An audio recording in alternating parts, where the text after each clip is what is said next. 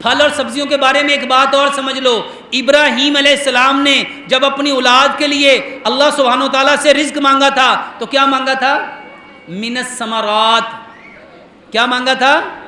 من الثمرات. اے اللہ میری اولاد کو، ثمرات کیا ہوتے ہیں؟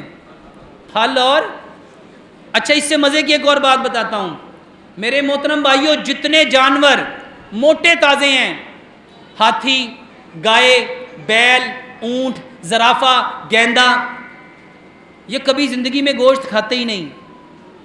یہ زندگی میں کبھی گوشت، تو بتاؤ ان میں گوشت کہاں سے آیا؟ ہمیں یہ بتایا جاتا ہے گوشت کھائیں گے تو گوشت آئے گا، دودھ پئیں گے تو ہڈیاں مضبوط ہوں گی. میرے محترم بھائیوں، دنیا میں سب سے طاقتور ہڈی ہاتھی کی ہے، اور ہاتھی پوری زندگی کبھی دودھ پیتا ہی نہیں. پوری زندگی کبھی، وہی جو اس نے ماں کے تھنوں سے سیرم لیا وہ بھی دودھ نہیں ہوتا، سیرم ہوتا ہے. اچھا بتاؤ اس کی ہڈیوں میں کیلشیم کہاں سے آ گیا؟ اور جتنے جانور موٹے تازے ہیں وہ کھاتے کیا ہیں؟ وہ کھاتے کیا ہیں؟